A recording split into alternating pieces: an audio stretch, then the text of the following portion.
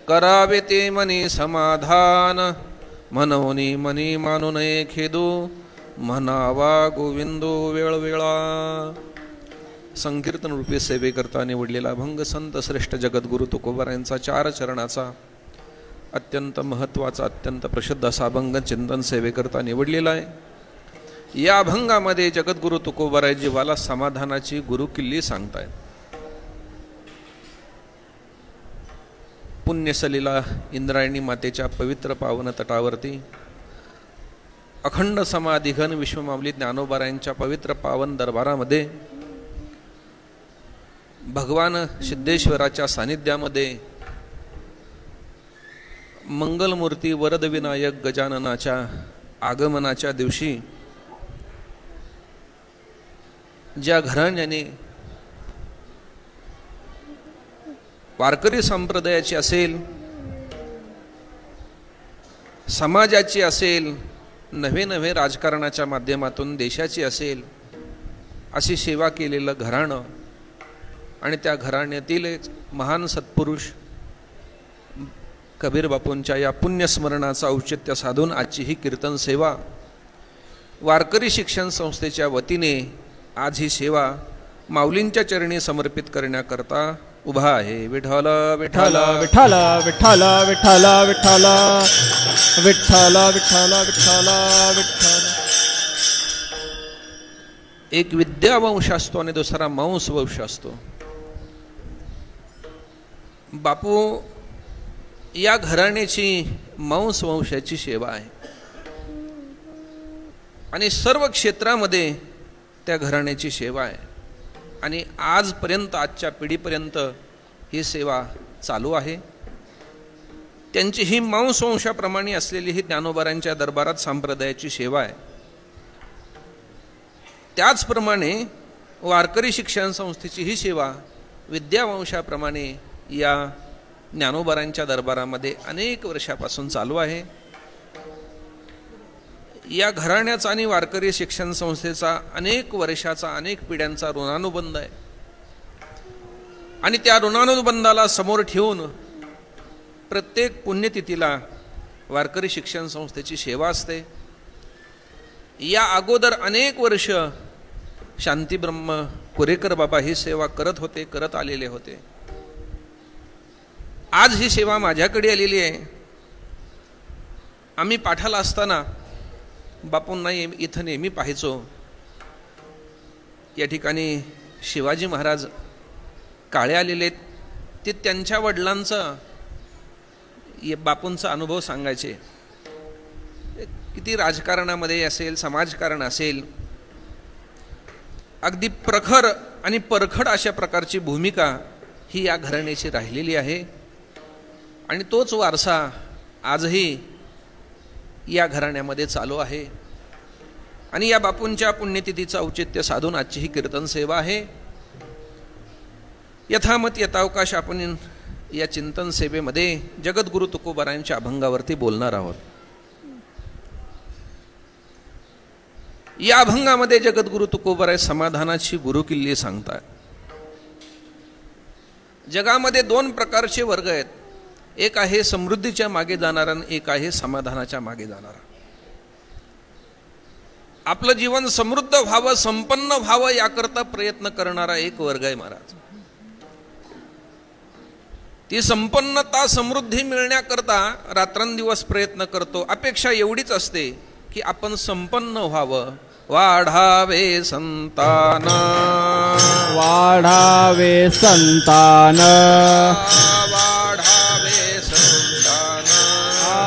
वाढावे संतान, गृही व्हावे धन धान्य, गृही व्हावे धन धान्य, गृही व्हावे धन धान्य, गृही व्हावे धन धान्य, गृही व्हावे धन धान्य. वाढावे संतान, गृही व्हावे धन धान्य,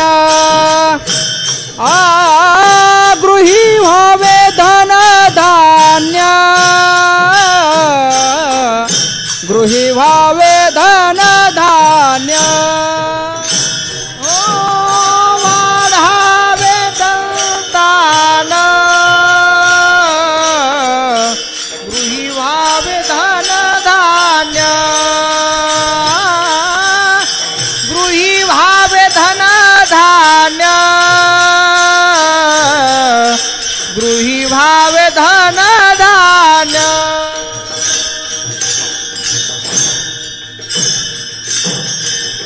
वाढावे संतान गृही व्हावे धनधान्य. आपलं जीवन संपन्न कसं होईल याकरता अट्टहास करणारा हा पहिला वर्ग आहे, समृद्धीच्या मागे जाणारा. असं आहे, संपन्नता आणि सफलता हे वेगवेगळे शब्द आहेत. काही जीवन आपल्याला संपन्न दिसतं पण सफल नसतं, काही जीवन सफल आहेत पण संपन्न नाही आहेत. रावणादिकांचं जीवन हे संपन्न आहे, काही कमी नाही असं नाही आहे, संपन्न जीवन आहे पण सफल म्हणता येणार नाहीये. शबरीचं जीवन संपन्न नाहीये, सफल मात्र आहे. विठ्ठल विठ्ठल विठ्ठल विठ्ठल विठ्ठल विठ्ठल विठ्ठल विठ्ठल विठ्ठल विठ्ठल. म्हणून पहिला जो वर्ग आहे तो संपन्नतेच्या मागे जाणारा, समृद्धीच्या मागे जाणारा. आणि दुसरा वर्ग आहे तो म्हणजे आपल्या जीवनामध्ये समाधान कसं मिळेल याकरता इच्छा करणारा, प्रयत्न करणारा हा दुसरा वर्ग आहे. म्हणून समाधानाच्या मागे जाणारा जो जीव आहे त्या जीवाला या अभंगाच्या माध्यमातून जगद्गुरु तुकोबाराय त्याची गुरुकिल्ली सांगताय. असं आहे, समाधान हे कधी वस्तूमध्ये नसतं, समाधान हे कधी व्यक्तीमध्ये नसतं, हे समाधान हे वृत्तीमध्ये असावं लागतं. समाधानाच्या कितीही वस्तू आपण जवळ ठेवल्या आणि वृत्ती जर बिघडलेली असेल तर त्या जवळ असलेल्या वस्तू सुद्धा समाधान देत नाहीत. आणि वृत्ती जर समाधानी असेल, बाहेरचं जग कितीही बिघडलेलं असू द्या तरी समाधान खंड पडत नाही महाराज. जगद्गुरु तुकोबारायांनी दृष्टांत दिलेला आहे. चंदन आहे चंदन, त्या चंदनाची परीक्षा सांगताना असं म्हटलेलं आहे, जे मलयागिरी पर्वतावरती 52 कस नावाचं सर्वोत्कृष्ट चंदन आहे, त्या चंदनाची शीतलता वर्णन करताना तुकोबाराय असं म्हणतात की एखाद्या अग्नीवरती कढईमध्ये तापलेल्या त्या तेलामध्ये त्या 52 कस चंदनाचा एक थेंब जरी पडला तरी तापल्या तेला 52 चंदन बुंद एक क्षण शीतळ करी. एका क्षणामध्ये तो चंदन त्या तापलेल्या तेलाला शांत करू शकतो. काय सामर्थ्य असेल त्या चंदनाचं. आणि असं चंदन एकाने आपल्या सर्वांगाला लावलं. चंदन शीतल आहे. म्हणून वैशाख महिन्यामध्ये ज्ञानोबारायांना पांडुरंगाला चंदनाची उटी केली जाते, ती शीतलता मिळावी असं. ज्या चंदनाचा परिणाम अंगाला शीतल करणं हा आहे, पण ज्या चंदनाने अंगाला शीतलता केली लावलेला आहे त्या व्यक्तीच्या अंतःकरणातली वृत्ती जर तळमळ करत असेल, तिच्यामध्ये जर विक्षेप असेल तर ते लावलेलं चंदन ते त्याला शीतलता देत नाही. तुकोबाराय म्हणतात, मनाच्या तळमळे चंदने ही अंग पोळे, चंदने ही अंग पोळे. मनाच्या तळमळे चंदनेची अंग पोळे, चंदनेची अंग पोळे, चंदनेची अंग पोळे.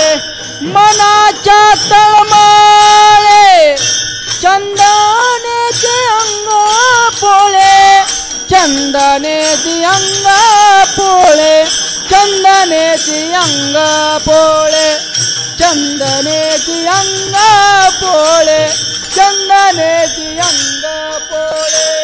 मनाच्या तळमळे चंदन ते अंग पोळे, चंदन ते अंग पोळे, चंदन ते अंग पोळे, चंदन ते अंग पोळे, चंदन ते अंग पोळे.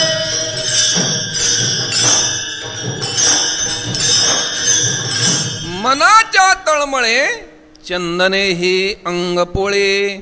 चंदन शीतल करणार आहे, पण ते सर्वांगाला लावलेलं असताना सुद्धा मन वृत्ती जर विक्षेपाने भरलेली असेल तर ते चंदन शीतलता देत नाही, उलट ते पोळतं. याचा अर्थ असा आहे, समाधान हे वस्तूमध्ये नाही आहे, समाधान हे व्यक्तीमध्ये नाहीये, समाधानी वृत्तीमध्ये असावं लागतं. मग अशी वृत्ती जर समाधानी बनवायची असेल तर त्याचं साधन काय? म्हणून समाधानाचं साधन सांगत असताना साधू संतांनी कोणत्याही विषयाला किंवा वस्तूला समाधानाचं साधन मानलेलं नाहीये. समाधानाचं साधन सांगताना सर्व साधू संतांनी सर्वांनी एका विचाराने सांगितलेलं की विचार हे समाधानाचं साधन आहे. विचारा वाचून नपविजे समाधान. समाधान हे विचारामध्ये असतं. मग त्यात थोडासा विचाराचाच विचार करूया.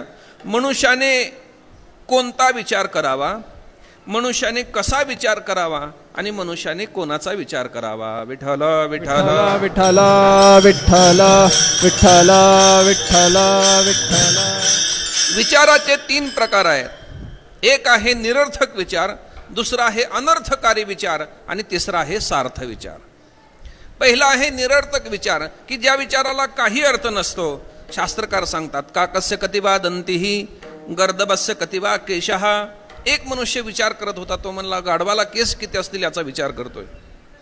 तर गाढवाला केस किती असतील या गोष्टीचा विचार करून काहीच फायदा नाहीये, कारण याला निरर्थक विचार असं म्हटलेलं आहे. गुरुवरे कुरेकर बाबा पाठामध्ये दृष्टांत सांगतात. एक गृहस्थ समुद्रकिनारी विचार करत होता. डोक्याला हात लावलेला आहे, कपाळाला आटी पडलेली आहे आणि विचार करतोय. एक त्रयस्थ मनुष्य आला आणि त्याने विचारलं की बावळा एवढा कशाचा विचार करतोय? तो म्हणला पहा ना, एवढा मोठा समुद्र आहे, त्याच्यामध्ये एवढे मोठे मोठे मासे आहेत, मग याचा काय विचार करायचा? तो म्हणला समुद्राला आग लागली तर या माशांनी जायचं कुठं? विचार. समुद्राला आग लागली तर जायचं कुठं? तो म्हणला बावळ्या एवढा काय विचार करतोय? समुद्राला आग लागली तर मासे झाडावर जातील. म्हणला दुसरीकडे कुठं जातील? ज्याला काही अर्थ नाहीये, निरर्थक विचार. महाराज म्हणतात विचार करता वाया जाय काळ आणि लटिके ते मूळ फजितीचे. निरर्थक विचार. विठ्ठल विठ्ठल विठ्ठल विठ्ठल विठ्ठल विठ्ठल विठ्ठल विठ्ठल विठ्ठल. दुसरा आहे अनर्थकारी विचार. ज्या विचाराने स्वतःचंही वाटोळं होतं आणि दुसऱ्याचंही वाटोळं होतं त्याला म्हणतात अनर्थकारी विचार. एक गृहस्थ रस्त्याने जंगलाच्या दिशेने निघाला होता आणि शेतातून काम करणारी मंडळी घरी निघाली होती. रस्त्यावरून येणाऱ्या त्या शेतकऱ्यांनी त्या गृहस्थाला विचारलं का अरे बाबा कुठं निघाला? तो म्हणला जंगलात चाललोय. अरे जाऊ नको, मोठा वाघ सुटलेला आहे, तो अत्यंत भयंकर आहे, क्रूर आहे, येणाऱ्या जाणाऱ्यावरती हल्ला करतो, मारून टाकतो, हे तुला माहित नाही का? तो म्हणला माहिती आहे. अरे वाघ आहे तो, तुला खाऊन टाकील. तो म्हणला हे माहित आहे म्हणूनच चाललोय. माहित आहे वाघ खाणार आहे हे माहित आहे म्हणून चालला, म्हणजे तू काय विचार केलाय नेमका? तो म्हणला त्याचं कारण असं आहे, मी जर जंगलात गेलो, वाघाने मला पाहिलं तर वाघ माझ्यावरती हल्ला करेल, वाघ मला खाऊन टाकेल आणि एकदा का त्यांनी मला खाल्लं की त्याच्या तोंडाला माणसाचं रक्त लागेल, मग तो आपल्या गावातील सगळ्या माणसाला खाऊन टाकेल म्हणून चाललोय. दुसऱ्याचं वाटोळं व्हावं, नुकसान व्हावं एवढा विचार करणं हा अनर्थकारी विचार आहे. महाराज आज जगामध्ये जो दहशतवाद आहे, आतंकवाद, उग्रवाद, हे अत्याचार, अनाचार, बलात्कार चाललेले आहेत, ही लोक विचार करत नाहीत असं वाटत नाही का महाराज? हेही लोक विचार करतात, पण यांचा विचार स्वतःचंही वाटोळं करणार आहे आणि जगाचंही वाटोळं करणार आहे. भगवंताला त्यांच्याकरता शब्द वापरावे लागले. एताम दृष्टीम वैष्टभ्य नष्टात्मा नोल्पबुद्धयः प्रभवन्ति उग्रकर्मान क्षयाय जगतो अहितः. जगाचा क्षय व्हावा याकरता उग्र कर्म करणारी ही मंडळी आसुरी वृत्तीची असतात. विठ्ठल विठ्ठल विठ्ठल विठ्ठल विठ्ठल विठ्ठल विठ्ठल विठ्ठल विठ्ठल. अनेकांच्या घाते ज्यांची निवतील चित्ते तेची ओळखावे पापी. अनर्थकारी विचार आहे. आणि शेवटचा विचार आहे तो म्हणजे सार्थ किंवा सार विचार. ऐका, ज्या विचाराने स्वतःचंही कल्याण होतं आणि दुसऱ्याचंही कल्याण होतं त्याला म्हणतात सार विचार. ऐका, कोणता विचार करावा मनुष्याने? सार विचार करावा. आता कसा करावा? वैकुंठवासी प्रातस्मरणीय मामा एक ठिकाणी असलेले, मामाने एक ठिकाणी असलेले विचार 2 प्रकारचा असतो. जसं क्रिया 2 प्रकारची तशी विचार 2 प्रकारचा आहे. क्रिया 2 प्रकारची असते. एक आहे तात्कालिक क्रिया आणि दुसरी आहे आत्यंतिक क्रिया. विठ्ठल विठ्ठल विठ्ठल विठ्ठल विठ्ठल विठ्ठल विठ्ठल विठ्ठल विठ्ठल विठ्ठल विठ्ठल. क्रिया दोन प्रकारची असते. एक असते तात्कालिक क्रिया आणि दुसरी असते आत्यंतिक क्रिया. मामा असं म्हणायचे, काही क्रिया मनुष्य कधी कधी करतो, पण काही क्रिया मनुष्य सतत करत राहतो. जसं काही क्रिया मनुष्य कधी कधी करतो. उदाहरणार्थ, भूक लागल्यानंतर आपण जेवतो का जेवतच राहतो? भूक लागल्यापुरतं जेवण करतो, तहान लागल्यापुरतं पाणी पितो, झोप लागल्यापुरती झोप घेतो. ही कधी कधी करावी लागणारी क्रिया, याला तात्कालिक क्रिया असं म्हणतात. पण एक क्रिया अशी आहे की जी मनुष्य सतत करत राहतो, नेहमी करत राहतो, अखंड करत राहतो. कोणती क्रिया?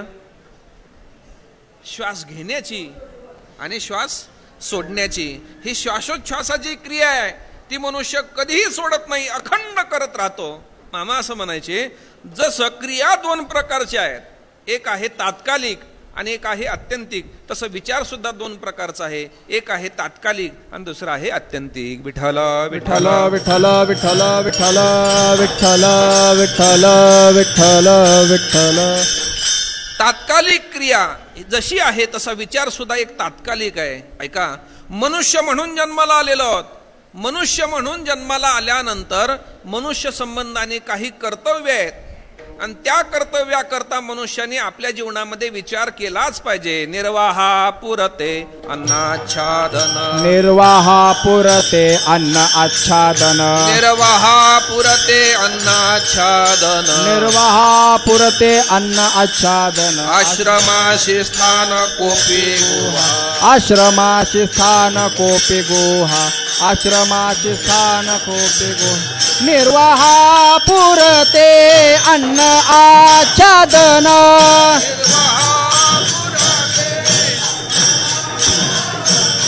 निर्वाहा पुरते अन्न आच्छादन.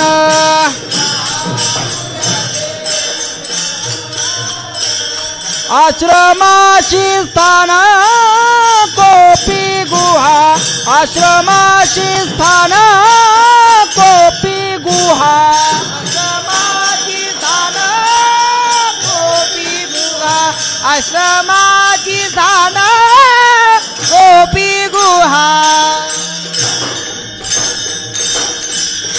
मनुष्य म्हणून जन्माला आल्यानंतर तात्कालिक जो मनुष्याचा कर्तव्य आहे, विचार आहे, तो आहे की निर्वाहा पुरते अन्नाच्छादन, आश्रमाची स्थान कोपी गुहा. याच्यासाठी विचार केलाच पाहिजे. हे कर्तव्य आहे म्हणून विचार केलाच पाहिजे. पण त्याच विचाराकरता संपूर्ण जीवन खर्च करावं असं मात्र नाहीये. हा तात्कालिक विचार आहे. पण ऐका, मनुष्य म्हणून जन्माला आलेलो आहोत आणि मनुष्य म्हणून जन्माला आल्यानंतर उद्धार होण्यासाठी जो विचार करायचा आहे ना, तो तात्कालिक नाहीये, तो आहे आत्यंतिक. तो विचार नेहमी केला पाहिजे, सतत केला पाहिजे. तुकोबाराय बोलतात, शनोक जनहाचे करावा विचार, क्षणोक्षणी हाचे करावा विचार, क्षणोक्षणी हाचे करावा विचार.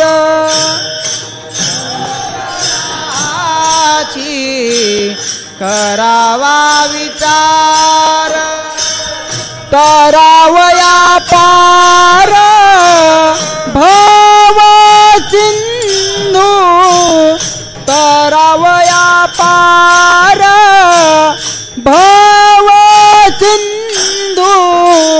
नाशिवंत देह जाणार सकळ, नाशिवंत देह जाणार सकळ. करावया पार भव सिंधू, करावया पार भव सिंधू. नाशिवंत देह जाणार सकळ, नाशिवंत देह जाणार सकळ. क्षणोक्षणी हाची क्षणोक्षणी हाची करावा विचार करावा विचार हाची क्षणोक्षणी हाची करावा विचार करावा विचार तरावया पार तरावया पार भाव सिंधू भाव सिंधू भाव सिंधू नाशिवंत देह नाशिवंत देह जाणार सकाळ जाणार सकाळ तरावया पार तरावया पार भाव सिंधू भाव सिंधू भाव सिंधू नाशिवंत देह नाशिवंत देह जाणार सकाळ जाणार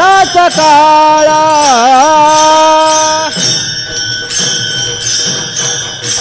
क्षणोक्षणा हाची करावा विचार तरावया पार भवसिंधू.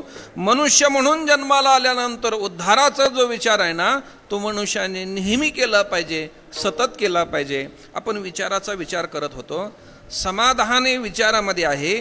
मनुष्याने कोणता विचार करावा सार विचार करावा कसा विचार करावा सतत करावा. आता महत्वाचा प्रश्न आहे कोणाचा करावा विठ्ठल विठ्ठल विठ्ठल विठ्ठल विठ्ठल विठ्ठल विठ्ठल. शास्त्रकाराने 3 गोष्टीचा सतत विचार करावा असा निर्देश केलेला आहे. पंचदशिकार सांगतात सदा विचारयत तस्मात् जगत जीव परात्मनः जीव भाव जगत भाव बाधे सात्मैव शिष्यते. मनुष्याने 3 गोष्टीचा विचार सतत करावा. पहिली गोष्ट आहे जग या जगाचा विचार करावा. दुसरी गोष्ट आहे जीव म्हणजे स्वतःचा विचार करावा आणि तिसरा विचार करावा परमात्म्याचा विठ्ठल विठ्ठल विठ्ठल विठ्ठल विठ्ठल विठ्ठल विठ्ठल विठ्ठल विठ्ठल. पहिला विचार आहे जगाचा. जगाचा विचार सांगत असताना 2 गोष्टी महत्वाच्या आहेत. या 2 गोष्टीचा निराश करण्यासाठी त्याचा विचार करावा असं म्हटलेलं आहे. जीव भाव जगत भाव बाधे याचा बाध करण्यासाठी त्याचा विचार म्हणजे हे खोटे आहेत असं वाटण्यासाठी त्याचा विचार करावा. वैकुंठवासी गुरुवर्य घुले बाबा फार सुंदर सांगायचे. ते म्हणायचे फार विस्तार करण्यापेक्षा ते एक उदाहरण द्यायचे जगाचा विचार संपवायचे एका वाक्यात संपवायचे. ते म्हणले जगाचा विचार पाहिजे असेल तर कांद्याचा विचार करा. ते म्हणले कांद्याचा विचार म्हणजे कसा करायचा. एकाने कांदा म्हणजे काय पाहण्याकरता कांदा हातामध्ये घेतला. कांदा पाहण्याकरता त्याने त्याच्या वरचं टरफल काढलं आतमध्ये त्याला दुसरं टरफल दिसलं. कांदा पाहण्याकरता त्याने तेही टरफल काढलं आतमध्ये दुसरं टरफल होतं. हे वरचे एक एक टरफल काढत काढत त्याला एवढंच लक्षात आलं कांदा म्हणजे दुसरं काही नाही फक्त टरफल म्हणजेच कांदा आहे. एक टरफल काढलं की आतमध्ये दुसरं आहे. टरफलाशिवाय कांद्यामध्ये काही नाहीये. जगाचा विचार करताना बाबा फार सुंदर असं म्हणायचे जगाचा विचार करा. हे जसं कांदा हा टरफल म्हणजे कांदा आहे तसं जग ह्या कांद्याच्या टरफलासारखा फलकट आहे. फलकट तो संसार फलकट तो संसार फलकट तो संसार फलकट तो संसार. येथे सार विठोबा येथे सार भगवोबा.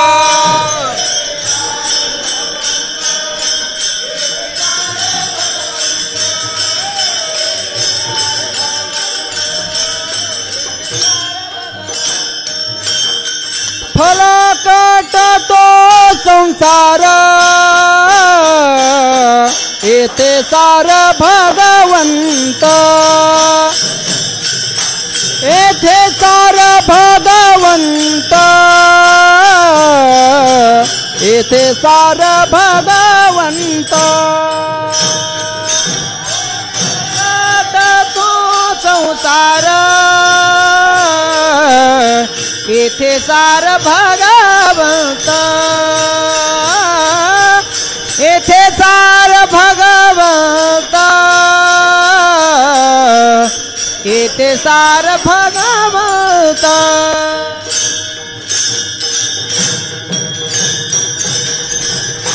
फलकट तो संसार. हा संसार फलकट आहे. तरी असं आहे, लहान मुलं तर भांडीकुंडीचा खेळ खेळतात, त्याला भातुकलीचा खेळ असं म्हणतात. लहान मुलं जो भांडीकुंडीचा खेळ खेळतात त्याला भातुकलीचा खेळ असं म्हणतात. साधा प्रश्न आहे, तो भांडीकुंडीचा खेळ खेळणारे लहान मुलं जो असतात, तो खेळ खरा आहे का खोटा आहे? तो खेळ खोटा आहे, पण खेळणाऱ्यांना कसा वाटतो? खरा वाटतो. लहान मुलं जो भातुकलीचा खेळ खेळतात तो आहे खोटा, पण खेळणाऱ्यांना तो कसा वाटतो? खरा वाटतो. परत बनवणारे बी एवढे हुशार असतात, जसं घरामध्ये असतं ना अगदी तसंच्या तसं बनवतात. तसंच पातेलं, तसंच चमचा, तसंच कढई, अगदी सेम टू सेम तसंच बनवतात. बरं, आपल्या घरामध्ये जसे संबंध असतात ना तसेच त्यांचे बी असतात लहान मुलाचे. त्यांच्यामध्ये नवरा बायको, बहीण भाऊ सगळं जसेच्या तसं असतं. आहे खोटं, पण खेळणाऱ्यांना कसं वाटतं? खरं वाटतं महाराज. हे जसं आहे ना, लहान मुलं भातुकलीचा खेळ खेळतात, तो आहे खोटा, पण खेळणाऱ्यांना तो खरा वाटतो. आपणही जो संसाराचा खेळ खेळतोय तो सुद्धा आहे खोटा, पण खेळताना आपल्याला तो खरा वाटतो. विठ्ठल विठ्ठल विठ्ठल विठ्ठल विठ्ठल विठ्ठल विठ्ठल विठ्ठल. म्हणून साधू संतांनी आपल्याला वेळोवेळी जागा केलंय की बाबा रे, ज्या संसारामध्ये आहे ना तो दिसतोय पण तो खोटा मानला पाहिजे. लटिका व्यवहार, लटिका व्यवहार, लटिका व्यवहार सर्व हा संसार. लटिका व्यवहार, लटिका व्यवहार सर्व हा संसार. लटिका व्यवहार, लटिका व्यवहार, लटिका व्यवहार सर्व हा संसार. व्यवहार, लटिका व्यवहार, लटिका व्यवहार सर्व हा संसार. लटिका व्यवहार सर्व हा संसार, वाया एरधार हरी विना. लटिका व्यवहार सर्व हा संसार, वाया एरधार हरी विना. वाया एरधार हरी विना, वाया एरधार हरी विना. हरी मुखे म्हणा, हरी मुखे म्हणा, हरी मुखे म्हणा, हरी मुखे म्हणा, हरी मुखे म्हणा, हरी मुखे म्हणा, हरी मुखे म्हणा, हरी मुखे म्हणा. लटिका व्यवहार सर्व हा संसार, वाया एरधार हरी विना. लटिका व्यवहार सर्व हा संसार, वाया एरधार हरी विना. वाया एरधार हरी विना, वाया एरधार हरी विना. हरी मुखे म्हणा, हरी मुखे म्हणा, हरी मुखे म्हणा, हरी मुखे म्हणा, हरी मुखे म्हणा, हरी मुखे म्हणा, हरी मुखे म्हणा, हरी मुखे.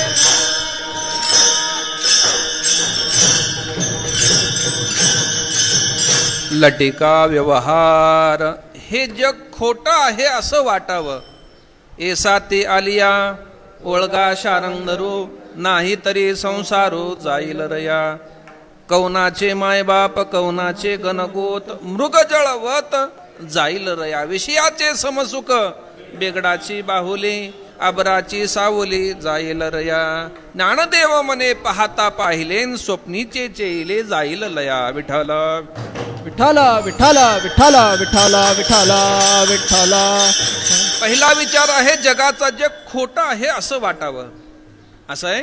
दुसरा विचार सांगितलेला आहे जीवाचा. बाबा हे फार एका वाक्यामध्ये सांगायचे. असं आहे, आपण माझं घर म्हणतो का मी घर म्हणतो? माझं घर म्हणतो. आपण माझे कपडे म्हणतो का मी कपडे आहे असं म्हणतो? माझे कपडे असं म्हणतो. आपण माझा हात म्हणतो का मी हात म्हणतो? माझा हात म्हणतो. माझा पाय म्हणतो, मी पाय म्हणत नाही. तसं हा देह सुद्धा माझा आहे असं म्हणतो, मी देह आहे असं म्हणत नाही. जसं घर माझं आहे, घर वेगळं आहे आणि मी वेगळा आहे. कपडे माझे आहेत, कपडे वेगळे आहेत आणि मी वेगळा आहे. तसं देह माझा आहे म्हणण्यामध्ये देह वेगळा आहे आणि मी वेगळा आहे. विठ्ठल विठ्ठल विठ्ठल विठ्ठल विठ्ठल विठ्ठल विठ्ठल विठ्ठल विठ्ठल विठ्ठल आहे मी कोण ऐसा करावा विचार म्हणे ज्ञानेश्वर निवृत्तीचा. कोण आहोत आपण? आपला हा विचार करणं हा आहे जीवाचा विचार. मी वासुदेव तत्वता कळो येईल विचारिता. आपण कोण आहोत हा विचार मनुष्याने करावा. पहिला विचार आहे जगाचा, दुसरा विचार आहे जीवाचा आणि तिसरा विचार आहे देवाचा. आपल्या समाधानाला कारण हा देवाचा विचार आहे. पहिली अडचण आहे आपलं समाधान का बिघडलं? या देवापासून दूर गेल्यामुळे बिघडलं. मग आपल्या जीवनामध्ये समाधान आपल्या कर्माने बिघडत असतं, आपल्या गुणदोषाने सुखदुःखाने बिघडत असतं. तुकोबाराय म्हणतात असं आहे, समाधान ज्या वेळेस बिघडतं ना तेव्हा एकच काम करावं, आपलं दुःख किंवा आपलं सुख दुःख हे देवाला समर्पण करावं. आणि आपण जेव्हा देवाला समर्पण करतो ना हा परमात्मा त्याचा कैवारी वाहतो. होईल कैवारी नारायण होईल कैवारी.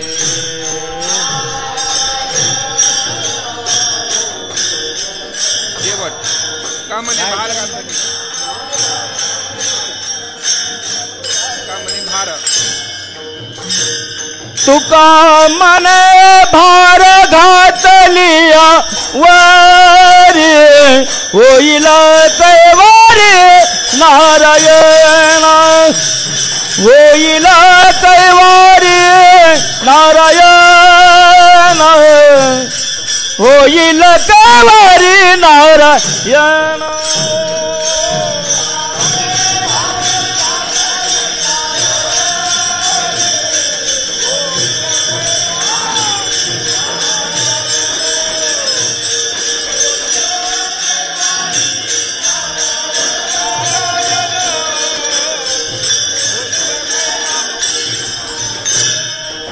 तुका मने भार घातली आवरी होईल कैवारी नारायण होईल कैवारी नारायण.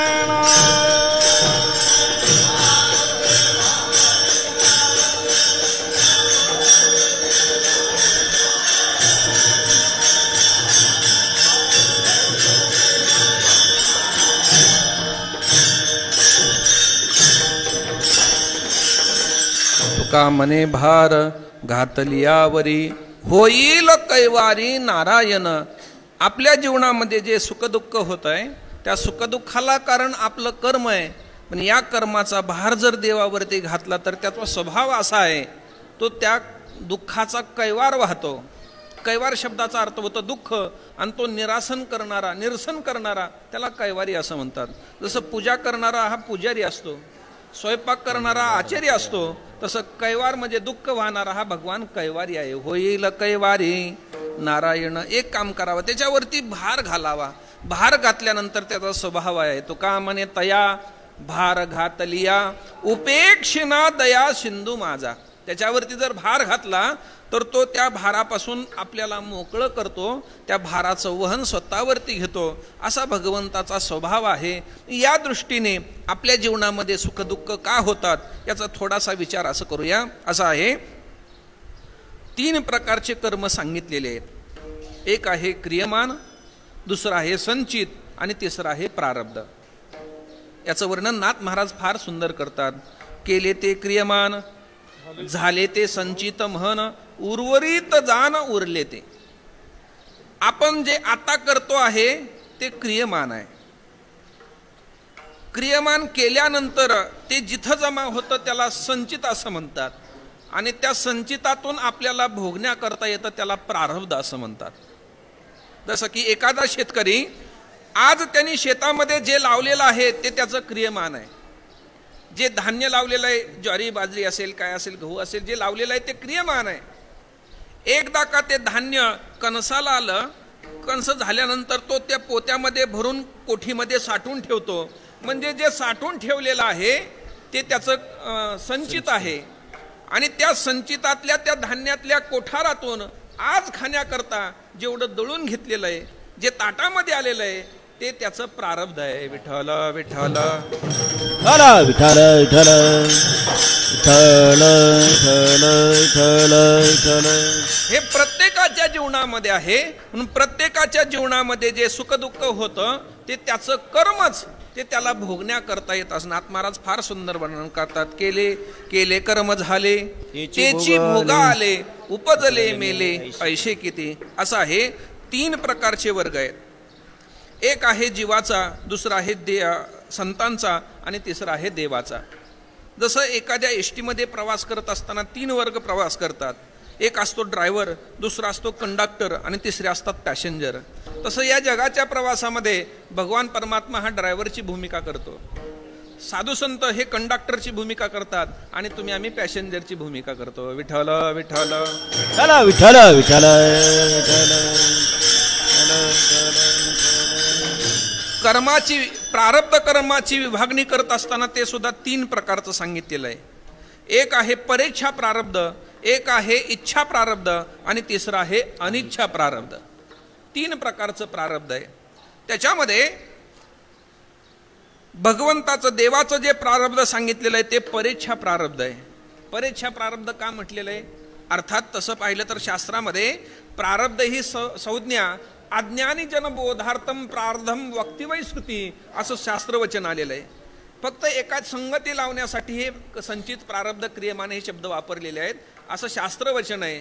कशा करता म्हटलं? हे देव हा परेच्छा प्रारब्धामध्ये मोडला जातो. त्याचं कारण आहे, देवाच्या चरित्रातली कोणतीही घटना काढून पहा, तिथं आपल्याला देवाचं परेच्छा प्रारब्ध पाहायला मिळतं. मला सांगा, रामप्रभूंना वनवासामध्ये जावं लागलं हे स्वतःच्या इच्छेने का दुसऱ्याच्या इच्छेने? दुसऱ्याच्या इच्छेने जावं लागलं. सोन्याचं हरिण नसतं हे आपल्याला कळतं, देवाला कळत नसेल का? तरी सुद्धा त्या हरणाच्या मागे धावावं लागलं, स्वतःच्या इच्छे करता नाही, दुसऱ्याच्या इच्छे करता. बरं, काय कमी होतं भगवान श्रीकृष्णाच्या घरी तेव्हा चोरी करण्याकरता दुसऱ्याच्या घरी जावं लागलं? स्वतः करता का दुसऱ्या करता? असं म्हणतात 9 लाख गायी देवाच्या घरी होत्या, 9 लक्ष गायी देवाच्या घरी होत्या. मला असं वाटतंय दूध खाल्लं नाही, पिलं नाही, रोज पोहला जरी असतं ना त्याच्यामध्ये तरी सुद्धा पुरलं असतं. तरी सुद्धा दही दूध लोण्याकरता दुसऱ्याच्या घरी चोरी करायला गेला, स्वतः करता नाही, दुसऱ्या करता. ह्याला परेच्छा प्रारब्ध म्हणतात. मला असं वाटतंय पंढरपूरला जो पांडुरंग परमात्मा आला आणि 28 युग विटेवरती उभा राहिलेला आहे, स्वतःच्या इच्छेने का दुसऱ्याच्या इच्छेने? दुसऱ्याच्या इच्छेने. भक्त पुंडलिकासाठी भगवान परमात्मा तिथं उभा राहिलेला आहे. कारे प्रेमे मातलाशी उभे केले विठ्ठलाशी, ऐसा कैसार ते धिटकिवा वैकुंठीचा देव आणिला भूतळा. देवाला आणलेलं आहे आणि इथं येण्याबाबतीत देवाचं जे प्रारब्ध आहे ते परेच्छा प्रारब्ध आहे. म्हणून साधू संतांनी वर्णन केलेलं आहे. आणिला ही रूपाबळे करोनी खळे हरिदासी. खळे शब्दाचा अर्थ होतो 28. गुरुवर्य वैद्य बाबा या ठिकाणी कीर्तन झालं होतं, मी पकवाज वाजवायला होतं त्यावेळेस, मी पहिल्याच वर्षामध्ये होतो आणि त्यावेळेस बाबांनी हा अभंग घेतला होता आणि त्याच्यात सांगितलं होतं खळे शब्दाचा अर्थ होतो 28. हट्ट करून या साधू संतांनी देवाला आणलेला आहे. देव येत नाही, देवाला आणावं लागतं. विठ्ठल विठ्ठल विठ्ठल विठ्ठल विठ्ठल. देवाचा वर्ग हा परेच्छा प्रारब्धामध्ये पाहायला मिळतो. दुसरा वर्ग आहे तो म्हणजे साधू संतांचा. साधू संतांचा वर्ग हा इच्छा प्रारब्धामध्ये आहे. इच्छा प्रारब्ध म्हणजे असं आहे, जे जगामध्ये नियम आहेत ते साधू संतांना लागत नाहीत. येण्याच्या बाबतीमध्ये सुद्धा त्यांची इच्छा झाली तेव्हा ते येतात. आम्ही वैकुंठवासी आलो याची कारणाशी. म्हणून शब्दही पहा कसे वापरलेले आहेत. देवाचं वर्णन करताना आणियला म्हटलंय आणि साधू संत वर्णन करताना स्वतः असं म्हणतात, उजळावया आलो वाटा, शोधोनिया आले संत, आम्ही वैकुंठवासी आलो याची कारण अशी, याचा अर्थ आहे की येत असताना ते स्वतःच्या इच्छेने येतात, कारण त्यांचं प्रारब्ध हे इच्छा प्रारब्ध आहे. विठ्ठल विठ्ठल विठ्ठल.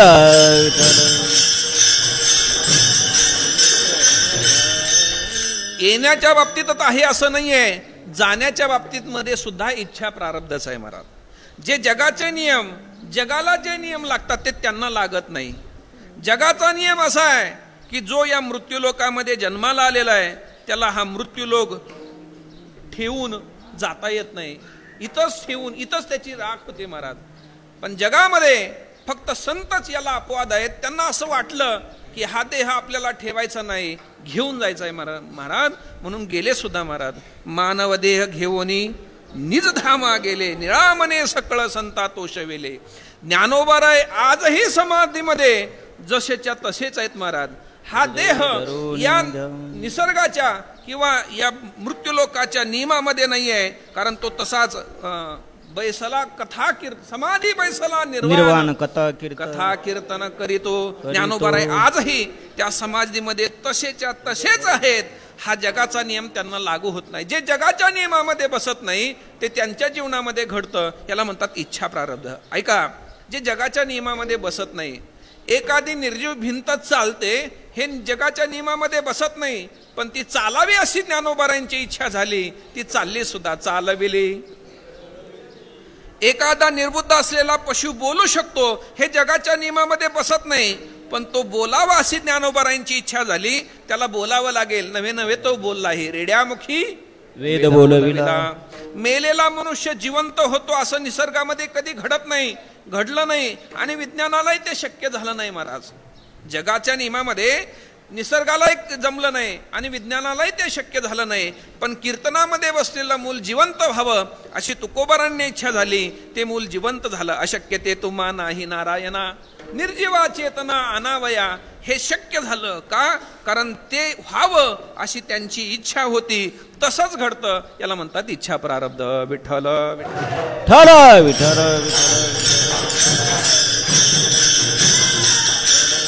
साधा एक प्रश्न असा निर्माण होतो का हो, जे जगामध्ये घडू शकत नाही, निसर्गामध्ये घडू शकत नाही, असं जर त्यांच्या जीवनामध्ये घडतं, एवढी सामर्थ्य एवढी शक्ती त्यांच्यामध्ये आहे, मग असं असताना त्यांच्या जीवनामध्ये दुःख, त्यांच्या जीवनामध्ये दारिद्र्य का पाहायला मिळतं?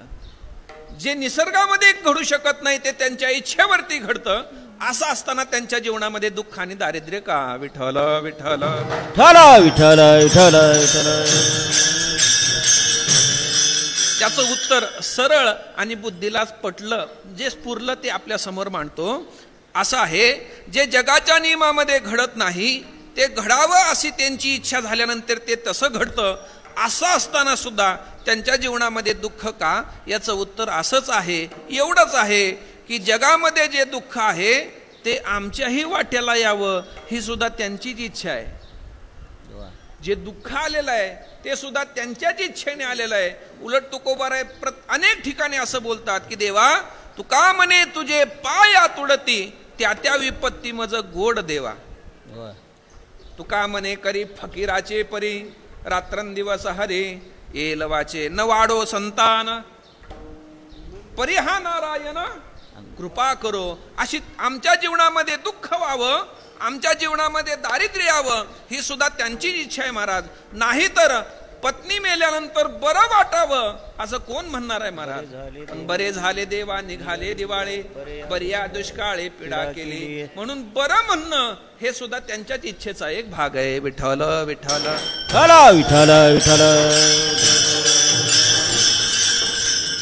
पहिला वर्ग देवाचा आहे तो परीक्षा प्रारब्धामधला आहे, दुसरा वर्ग संतांचा आहे तो इच्छा प्रारब्धामधला आहे, आणि शेवटचा वर्ग आहे तो तुमचा आमचा, हा आहे अनिच्छा प्रारब्धामधला.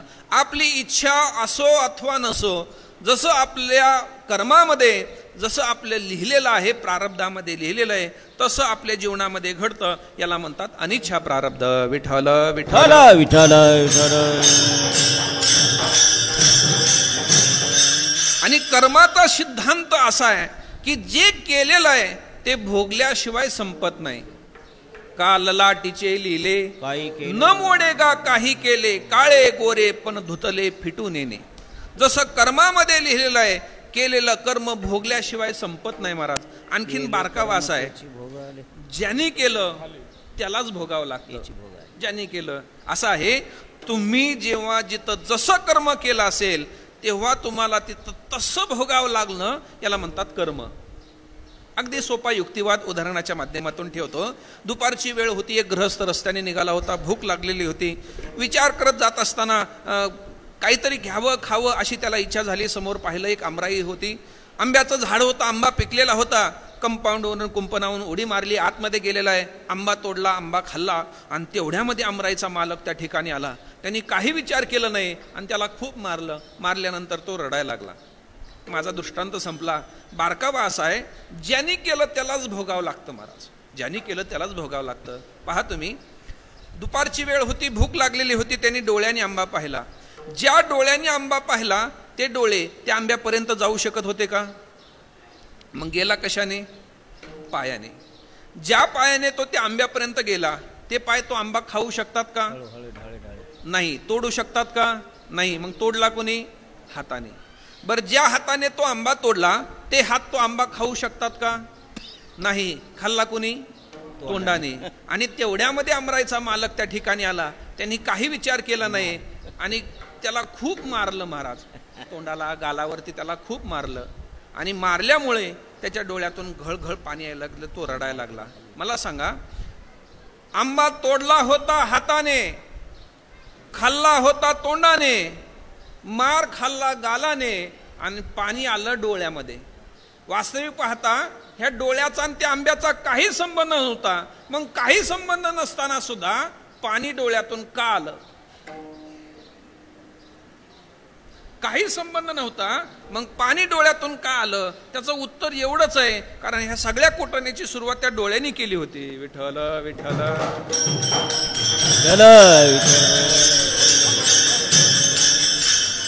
किंवा दुसरा दृष्टांत आहे माझ्या उदाहरणामध्ये महाराज. थोडीशी बाबा ग्राम्यता आहे, ग्राम्यता आहे पण मार्मिकता आहेत म्हणून बोलतो. असं आहे, जेवायला बसला. जेवायला सकाळी जसं पंचपक्वान्न नव्हतं तसं पंचपक्वान्नाचं ताट समोर आलं. पोटभर जेवला आणि जेवल्यानंतर पुढचा विधी असतो हात धुण्याचा. हात धुण्याचा विधी असतो त्यावेळेस डाव्या हाताने आपण तांब्या उचलतो, उजव्या हातावरती टाकतो, हात धुतो, रुमालाने हात पुसतो, शतपावली करतो, रात्री बेडवरती येऊन झोपतो. मला सांगा, रात्री जे आपण जेवण केलं, हात धुतला, शतपावली केली, बेडवरती येऊन झोपला, झोपल्यानंतर जे खाल्लं होतं ते पोटामध्ये पचन झालं, त्याचं मल रूपामध्ये रूपांतरित झालं आणि सकाळी उठला. सकाळी उठल्यानंतर आणखीन एक विधी असतो तो म्हणजे प्रातर्विधी, शौचविधी. आणि शौचविधी केल्यानंतर आणखीन एक कार्यक्रम असतो तो म्हणजे हात धुण्याचा. त्यावेळेस पहिला हात दुसऱ्या हाताला म्हणतो, बेट्या याच अन्नाकरता रात्री मला तू तुझ्या हातावर पाणी टाकायला लावलं होतं, आता वेळ तुझी आलेली आहे. म्हणजे रात्री जेवताना डावा हात उजव्या हातावर पाणी टाकतो आणि शौचविधी झाल्यानंतर उजवा हात डाव्या हातावर पाणी टाकतो. एका हाताचं कर्म, रात्री केलेलं एका हाताचं कर्म दुसऱ्या हाताला चुकवता येत नाही, त्याची परतफेड करावी लागली. केलेलं पाप आपल्याला फेडावंच लागणार आहे. विठ्ठल विठ्ठल.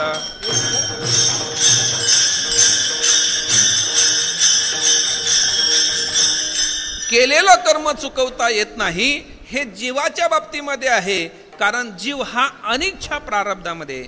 इच्छा असो अथवा नसो असं का घडतं याचं एकच कारण आहे, अनिच्छा. आगा कर्मी जे उरावे तैतीही सुखदुःखी फळावे आणि तया ते भोगावया यावे. केलेला चुकवता येत नाहीये. साधा विचार आहे महाराज. असा आहे, एखादी आवडती व्यक्ती जावं असं कधी वाटत नाही, तर बापूंनी जावं असं कधी वाटत नाही, पण ते आपल्या इच्छेवरती अवलंबून नाही ना, ते त्यांच्या कर्मावरती अवलंबून आहे. कारण कर्माची गती आहे, जो आलेला आहे त्याचं कर्म संपलं की जावं लागतं.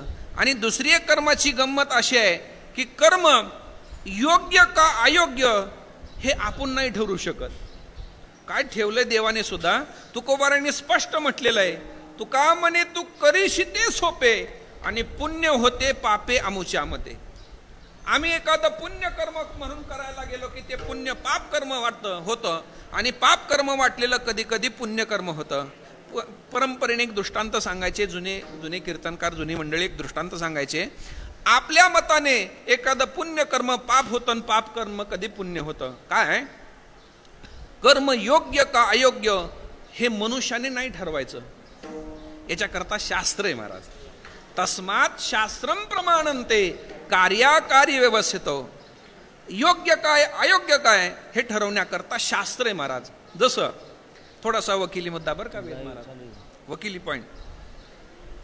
एखादा गुन्हेगार एखाद्या घरमालकाचा खून करतो. खून केल्यानंतर पोलीस येतात, त्याला पकडतात, न्यायालयामध्ये हजर करतात आणि न्यायालयामध्ये हजर केल्यानंतर न्यायाधीश सर्व आरोपाची शहानिशा करतो आणि त्याला शिक्षा देतो, फाशीची शिक्षा देतो. मला याच्यातला बारकावा असा सांगायचा आहे, त्या गुन्हेगाराला फाशीची शिक्षा दिली कशामुळे? त्याने खून केल्यामुळे. बर, खून केल्यामुळे त्याला पैसे मिळणार होते, त्या घरमालकाचे खून केल्यामुळे पैसे मिळणार होते. मग बारकावा असा आहे, त्या घरमालकाचा खून केल्यामुळे त्या गुन्हेगाराला पैसे मिळणार होते, पण त्याला पोलिसांनी पकडून न्यायालयामध्ये हजर केल्यामुळे त्याला फाशीची शिक्षा झाली. मला असं म्हणायचंय, खून केल्यामुळे त्याला जशी फाशीची शिक्षा दिली, मला असं म्हणायचंय न्यायाधीशाने त्या गुन्हेगाराला फाशीची शिक्षा देऊन एक प्रकारे त्याचा खून नाही का केला? त्याने खूनच केला ना. याने पैसे मिळतात म्हणून त्याचा खून केला आणि त्या न्यायाधीशाने पैसे मिळतात म्हणून न्याय देऊन त्याचा एक प्रकारे खूनच केला. दोघात फरक तो काय? दोघात फरक एवढाच आहे की त्याने त्या घरमालकाचा खून केला, हे निषिद्ध कर्म आहे, आणि न्यायाधीशाने त्याला फाशीची शिक्षा दिली. याच्या मागे एक न्याय व्यवस्था आहे. विठ्ठल विठ्ठल विठ्ठल विठ्ठल विठ्ठल.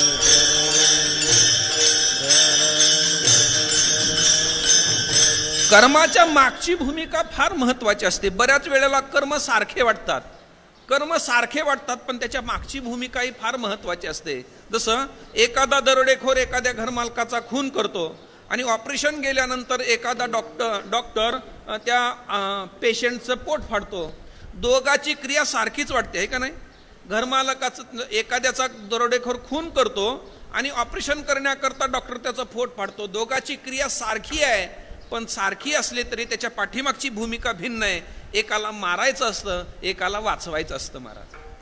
भूमिका भिन्न आहे महाराज. किंवा अगदी सोपं उदाहरण सांगायचं जर म्हटलं तर आई सुद्धा तोंडावून हात फिरवते आणि सलूनमध्ये गेल्यानंतर न्हावी सुद्धा तोंडावून हात फिरवतो. दोघाची क्रिया सारखी जरी असली तर भूमिका भिन्न आहे. विठ्ठल विठ्ठल.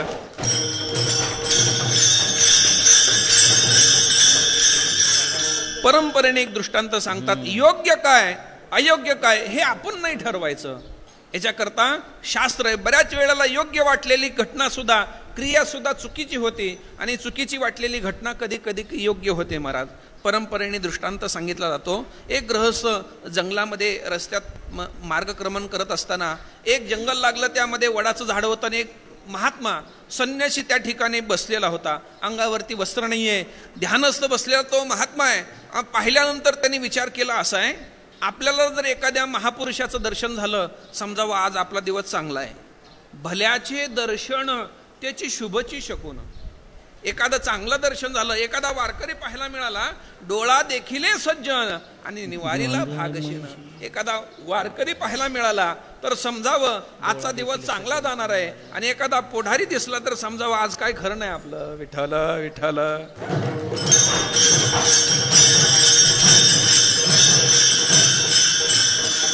एक महात्मा पाहिला, त्याला असं वाटलं फार चांगलं झालं, आज आपला दिवस चांगला आहे, मग काहीतरी सेवा करावी त्याची. म्हणून विचार करत असताना त्यांनी काय विचार करावा, करता करता त्याच्या लक्षात आलं अंगावरती ऊन आणि वारा, पाऊस याचा अंगावरती परिणाम झालेला आहे, अंगाला सुरकुत्या पडलेल्या आहेत. आपल्याजवळ काहीतरी आहे का पाहावं. पाहिलं तर पिशवीमध्ये तेलाची शिशी होती महाराज. त्यांनी ती घेतली आणि त्याच्या सर्व अंगाला ते तेल लावलं, जेणेकरून त्यांना बरं वाटावं, त्यांना चांगलं वाटावं, या हेतूने त्यांनी ते अंगाला तेल लावलं महाराज. माझा प्रश्न आपल्याला असा आहे, त्या साधू महात्म्याच्या अंगाला तेल लावणं हे चांगलं कर्म आहे का वाईट कर्म आहे? निश्चितच चांगलं आहे. त्यांची सेवा केली, महात्म्याची सेवा केली, अंगाला तेल लावणं ही चांगली सेवा आहे. पण मी सांगितलेला नियम लक्षात ठेवा, योग्य अयोग्य हे क्रियेवरती नाही, परिणामावरून ते ठरत असतं. तो तेल लावून निघून गेला, पण गंमत अशी घडली, जवळ एक वारुळ होतं. त्या वारुळातल्या मुंग्या त्या तेलाच्या वासाने जवळ आल्या, अंगावरती चढल्या आणि सगळ्या अंगाचा रक्तबंबाळ करून टाकला, अंगाचा चावा घेतला. महाराज पाहताना असं वाटतं की ही क्रिया चांगली आहे, पण परिणामाचा विचार केला तर ही क्रिया चुकीची वाटते. त्याच्याच पुढचा विचार आहे. तो गृहस्थ निघून गेला. थोड्या वेळाने त्याच रस्त्याने एक दुर्जन दुष्ट मनुष्य येत होता महाराज. आणि दुर्जनाचं कामच एक असतं, खळा सदा क्षुद्रदृष्टी करी कष्टी सज्जना. सज्जनांना त्रास देणं हे ज्याचं ब्रीद आहे त्याला खळ असं म्हणत असतात. तो जवळ आला, त्यांनी विचार केला, डोळे लावून बसलेला आहे, साधू म्हणून बसलेला आहे, येणाऱ्या जाणाऱ्यांना लुटण्यासाठी इथं थांबलेला आहे वगैरे वगैरे त्याची निंदा करू लागला. इथपर्यंत थांबला नाही. तो येताना ऊस खात येत होता. तो ऊस खायचा आणि चुईटी साधूला फेकून मारायचा, ऊस खायचा चुईटी साधूला फेकून मारायचा. मला आपल्याला असं विचारायचंय, हे त्याचं कर्म चांगलं आहे का वाईट आहे? निश्चितच वाईट आहे. साधूला त्रास देणं हे वाईट कर्म आहे महाराज. पण परिणाम काय झाला आहे का? त्यांनी मारलेल्या त्या ऊसाच्या चुईट्यामुळे अंगावच्या सर्व मुंग्या उतरल्या आणि चुईट्याला जाऊन चिकटल्या. परिणामाचा जर विचार केला तर ही क्रिया चांगली आहे. मग योग्य अयोग्य हे ठरवण्याचा अधिकार आपल्याला नाही, तो शास्त्राला आहे. म्हणून मनुष्याच्या जीवनामध्ये जे कर्म घडत आहे, जे भोग घडतोय, त्याला कारण दुसरा नाही, तर जो तो आपल्याच कर्माने दुःखी आहे. म्हणून तुकोबाराय म्हणतात, अनेका रोसावे न लगे बहुता आपुल्या संचिता वाचुनिया. ज्याला त्याला दुःखाला कारण आपलं कर्म आहे, दुसरा कोणी नाहीये. मग या कर्मातून सुटायचं असेल तर काय मार्ग आहे का? तुकोबाराय म्हणतात, हो, येते जे करता एक मार्ग आहे. समाधान मिळवण्यासाठी आणि या कर्मातून सुटण्यासाठी एक सुंदर आणि सोपा मार्ग तुकोबाराय अभंगाच्या दुसऱ्याच्या भोगतो नागडे मनवने माने मानून खेदू मनवने माने मानून खेदू.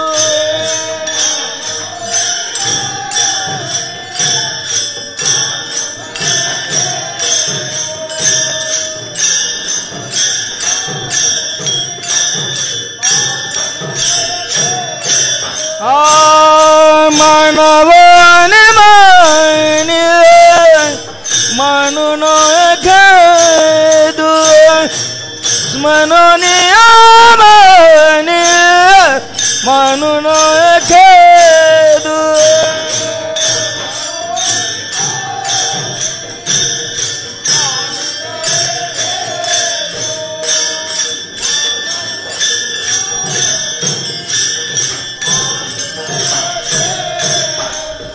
स्मरावा गोविंद वेळो वेळा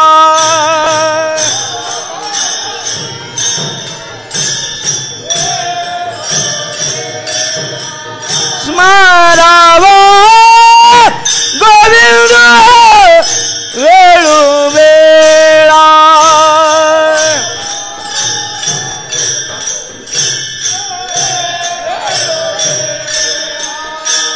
मनवने माने मानून खेदू मनवने माने मानून खेदू मानून खेदू.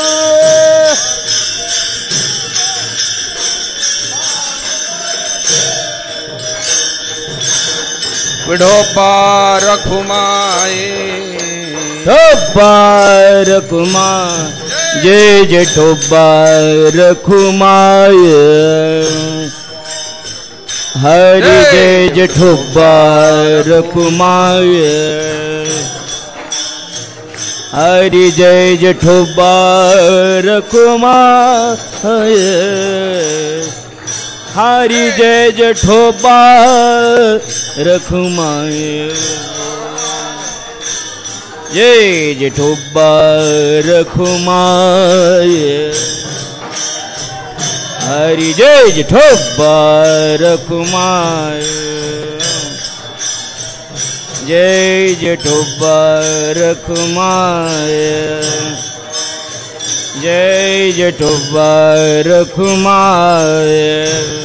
बोला पुंडलिक गौरी हरी विठ्ठल श्री ज्ञानदेव पंढरीनाथ भगवान की माऊली ज्ञानेश्वर महाराज की जगद्गुरु तुकाराम महाराज की सद्गुरु जोग महाराज की बापू साहिब कबीर महाराज की बारक माए ये जेठो बारक माए तो बारक माए भोगतो न घडे संचिता वाचोनी करावे ते मनी समाधान मनवनी मनी मानू नये खेदू म्हणावा गोविंदू वेळोवेळा. जगद्गुरु तुकोबाराय या अभंगाच्या माध्यमातून समाधानाची गुरुकिल्ली सांगतायत. आपल्या जीवनातलं कर्म हे आपल्या सुखदुःखाला कारण आहे. मग हे असलेलं कर्म सुखदुःखाला कारण असल्यामुळे याच्यातून उपाय काय? याचा उपाय फक्त एकच आहे, ते म्हणजे भगवंताचं नाम. मनवनी मनी मानू नये खेदू, खेद न मानता म्हणावा गोविंदू वेळोवेळा. फक्त देवाचं नाव हेच फक्त आपल्या जीवनातला भोग संपवू शकतं महाराज. तुटे भवरोग संचित क्रियमान भोग ऐशे विठोबाचे नाव. आणखीन एक बाळक्रीडेमध्ये प्रमाण आहे, भोगतो न सुटे एका त्या अनंता वाचून या. त्याचं उत्तर अर्ध आहे, न चुकती भोग तपे दाने व्रते आणि एका त्या अनंते वाचून या. जीवनातला भोग तप केलं तरी संपत नाही, दान दिलं तरी संपत नाही, व्रत केलं तरी संपत नाही, फक्त देवाचं नाम केलं की संपतं. विठ्ठल विठ्ठल.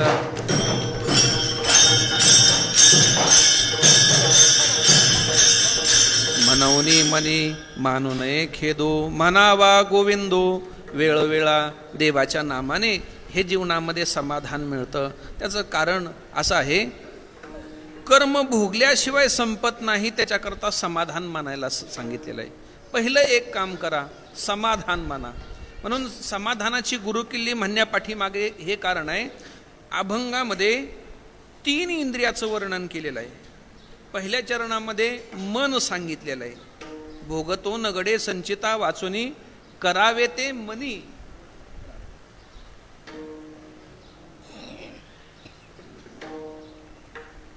तीन इंद्रियाचं वर्णन केलेलं आहे. पहिल्या चरणामध्ये मन सांगितलेलं आहे, भोगतो नगडे संचिता वाचुनी करावे ते मनी, मन आलेलं आहे.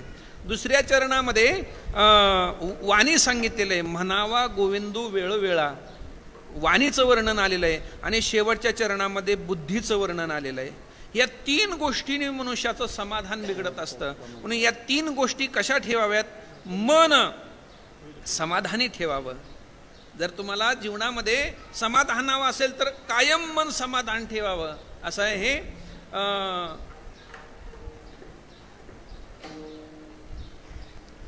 नेहमीचं प्रमाण आहे. आपण घेत असतो, करावे ते मनी समाधान आणि का रोसावे न लगे भोवता आपल्या संचिता चित्ती असू दे वाचून या. ठेविले अनंते तैसेची राहावेन चित्ती असू द्यावे मन समाधानी ठेवा. वाणी देवाच्या नामामध्ये रत ठेवा आणि बुद्धी भारमुक्त ठेवा. ह्या 3 गोष्टी केल्या की समाधान जवळच आहे. समाधानाला दुसरीकडे जाण्याची गरज नाही. म्हणून 3 गोष्टीच्या 3 इंद्रियाच्या संबंधाने तुकोबारांनी या अभंगामध्ये वर्णन केलेलं आहे. आपण भार घेत असतो, भार, आणि त्यामुळे जास्त दुःखी होत असतो महाराज. आता कोणता भार घेतो आपण? आपल्या डोक्यावरती तर सध्या कोणताच भार नाही का? फक्त कुणाच्या डोक्यावर फिटाचा आहे, कुणाच्या डोक्यावरती टोपीचा भार आहे. हा भार नाहीये. साधू संतांनी खरा भार सांगितलेला आहे. 2 प्रकारचे भार गात्यामध्ये आलेले आहेत. पहिला भार सांगितलेला आहे तो म्हणजे विकारांचा. विकारा काम क्रोध संसार ओ शिरभार चरावे, हिंदी पदामध्ये म्हटलेलं आहे. विकाराचा भार आपल्या डोक्यावरती आहे म्हणून मनुष्य दुःखी आहे. आणि दुसरा भार सांगितलेला आहे, कोणता भार? नाटाच्या अभंगामध्ये तुकोबारा वर्णन करतात, बहुभार पडियेला शिरी मी आणि हे माझे मजवरी. मी आणि माझं ह्या दोन गोष्टीचा भार आपल्या डोक्यावरती असल्यामुळे मनुष्य दुःखी होतो. एकच काम करावं, मी आणि माझे पण देवाला समर्पित करावं. मी माझे आणि तुझे न धरी टाकी परते ओझे. एकदा का देवाला समर्पण केलं, भगवान परमात्मा हा भार वहन करण्यासाठी सर्व समर्थ आहे. एक दोन उदाहरणं सांगतो. तुका म्हणे घालू तयावरी भार आणि होई वाहू हा संसार देवापायी, असं आहे. प्रत्येक साधू संतांचं चरित्र तुम्ही काढून पहा. त्यांच्या जीवनामध्ये दुःख झालं असं नाही असं नाही महाराज. उलट मला असं म्हणायचंय की आपल्यापेक्षाही भयंकर दुःख त्यांच्या जीवनामध्ये. ज्ञानोबारांच्या जीवनातलं दुःख जर आपण पाहिलं तर ते दुःख ना आपलं दुःख कुठंच पासालाही पुरत नाहीये. एवढं दुःख ज्ञानोबारांच्या जीवनामध्ये झालं. तुकोबारांचं उदाहरण घ्या. त्यांच्या जीवनामध्ये दुःख झालं पण त्यांनी दुःख मानलं नाही, तो भार देवावरती घातला. मी काही प्रसंग आपल्या समोर ठेवतो गाथ्यातले. तुकोबारांच्या जीवनामध्ये जेव्हा जेव्हा दुःख झालं, सुख झालं तरी ते देवाला सांगितलं आणि दुःख झालं तरी ते देवाला सांगितलं. पहा तुम्ही, मंबाजी बुवा गोसावी यांनी तुकोबारांना काठीच्या काठीने मारलं. वास्तविक पाहता तुकोबारांना मारल्यानंतर तुकोबारांनी तक्रार करायला पाहिजे होती, पंचमंडळींकडे तक्रार करायला पाहिजे होती, केली नाही. बरं, मी असं म्हणतो त्यावेळेस छत्रपती शिवाजी महाराजांचा तुकोबारांवरती फार मोठा आदर होता. गावात पंचमंडळीला सांगितलं नाही. राजाश्रय होता तुकोबारांनी, राजाला सांगायला पाहिजे होतं, राजालाही सांगितलं नाही महाराज. बरं, मी असं म्हणतो गावकऱ्यांना नाही, राजांना नाही, घरी जिजाऊ आई साहेबांना जरी सांगितलं असतं तर जिजाऊ आई साहेबांनी त्या मंबाजी बुवाची चटणी केली असती. एवढ्या कडक स्वभावाच्या जिजाऊ आई साहेब होत्या. पण ऐका, कोणालाही सांगितलं नाही पण देवाला सांगितलं. देवाला बोलताना काय अभंग आहेत. का होती देवा एवढी फजिती, मुळी वर्म नसतो चुकलो तोमी ऐशे चित्ती. आमची फजिती झाली पण एक देवा सांगू का, तो फार चांगलं केलं. बरवे केले विठोबा परवे, पाहुनिया अंतक्षमावरी काठीवरी मारविले. शिव्या गाळी नीत नाही बहु फार विटंबिले. देवा आणखीन एक सांगू का. देवा ऐका, मंबाजी बुवा मला मारत होता ना, ज्यावेळेस मंबाजी बुवा मारत होता त्यावेळेस तुम्ही मंबाजी बुवाला वेगळं केलं नाही. तुमचं सामर्थ्य होतं, तेवढी तुमची सामर्थ्य होतं पण तुम्ही वेगळं केलं नाही. पण माझ्यावरती उपकार केलं. काय केलं? मंबाजी बुवा मारत असताना त्याला वेगळं केलं नाही, पण ते मारत असताना सुद्धा माझ्या अंतःकरणामध्ये क्रोध येऊ दिला नाही, मला क्रोधापासून वेगळं केलं. तुका म्हणे क्रोधा हाती सोडवून घेतलेली. म्हणजे दुःख झालं तरी सुद्धा शोक केला नाही, देवावरती भार घातला. ज्यावेळेस शिवबा कासाराच्या पत्नीने अंगावरती गरम पाणी टाकलं त्यावेळेस वास्तविक पाहता विरोध करायला पाहिजे होता, विरोध केला नाही. देवाला सांगितलं, जळे माझे काया लागला ओनावा, धावरे केशवा माये बापा. दुःख झालं तरी आठवण देवाचीच आहे. बरं, दुःखामध्ये सगळ्यांनाच देव आठवतो, सुखात आठवत नाही. पण साधू संतांचं तसं नाहीये. सुख झालं तरी देवाचाच आठव आहे. सुख कधी झालं? छत्रपती शिवाजी महाराज नजराणा घेऊन आले. वास्तविक पाहता कुणी न सांगता पाकिट घेऊन आल्यानंतर आनंदच आहे की. कुणी न बोलावता जर एखादा कीर्तन न करता पाकिट दिलं तर आनंदच आहे. पण नजराणा घेऊन आले. आता छत्रपतीचा नजराणा होता. वास्तविक पाहता तुकोबारांच्या जीवनामधला सुखाचा प्रसंग आहे. पण ऐका, सुखाचा प्रसंग असला तरी शेवटी भार देवावरतीच आहे.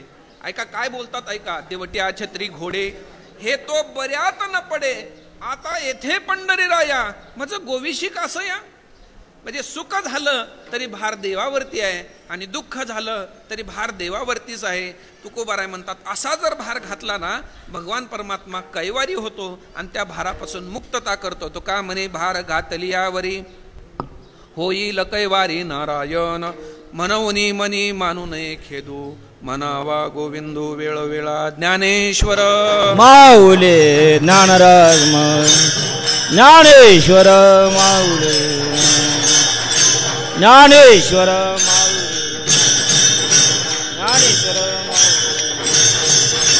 ज्ञानेश्वर माऊली ज्ञानेश्वर माऊली ज्ञानेश्वर माऊली ज्ञानेश्वर माऊली.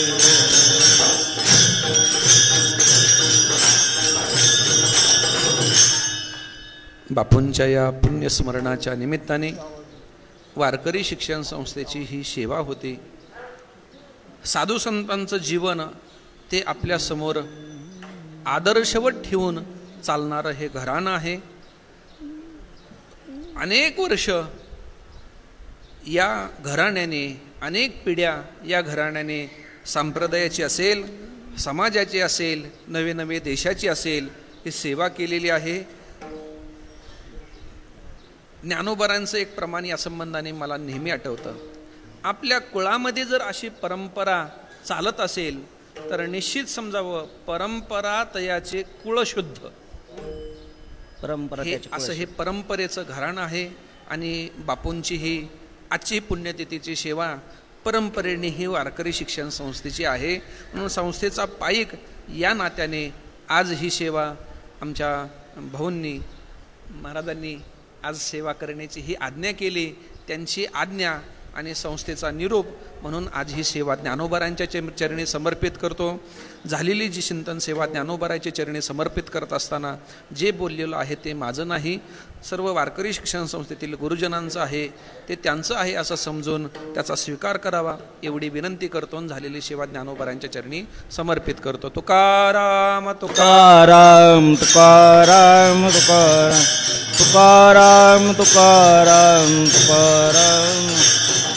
तुकाराम तुकाराम तुकाराम तुकाराम तुकाराम तुकाराम तुकाराम तुकाराम तुकाराम तुकाराम तुकाराम बोला पुंडलिक विठ्ठल ज्ञानदेव पंढरीनाथ भगवान माऊली ज्ञानेश्वर महाराज. तुकाराम तुकाराम तुकाराम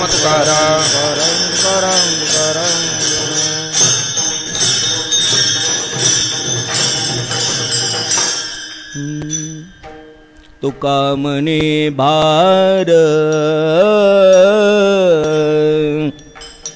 तुका मने भार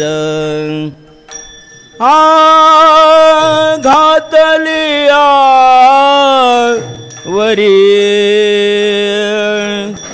तुका मने भार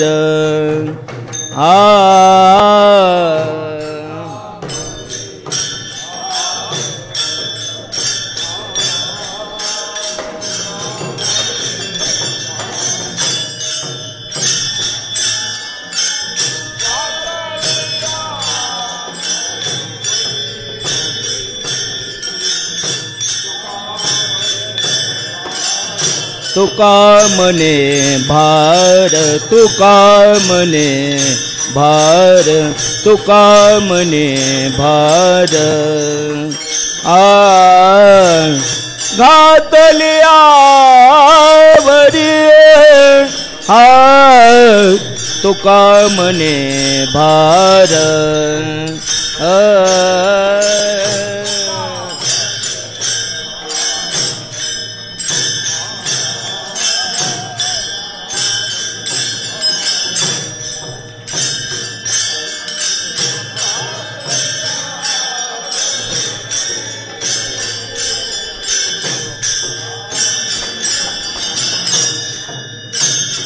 होईल कैवारी नारायण, होईल कैवारी नारायण मनोनिया मने मनोनिया मने मानून खेदू मनोनिया मने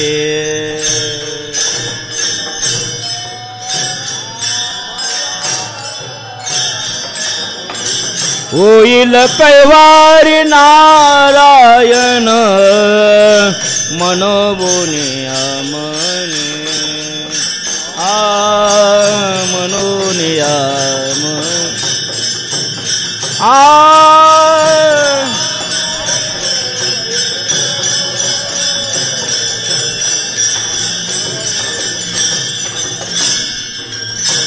स्मरावा गोविंदू स्मरावा स्मरावा गोविंद गोविंद वेळोवेळा स्मरावा गोविंद हरी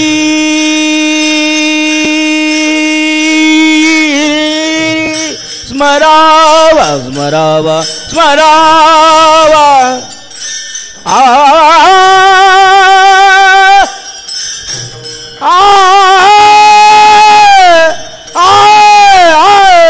स्मरावा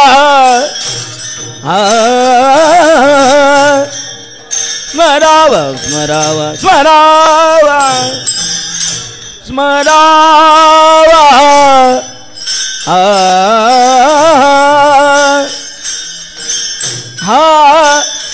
हरी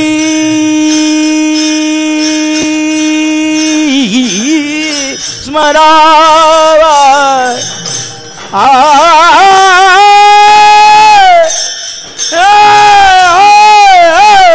स्मरावा गोविंद वेळोवेळा स्मरावा गोविंद वेळोवेळा मनोबोने मने मानून खेदू मनोने आजमने मनोने आजमने मनोने जय विठ्ठल जय विठ्ठल जय जय बोलिलेले कुरे वेडे वा कुडे उत्तरे क्षमा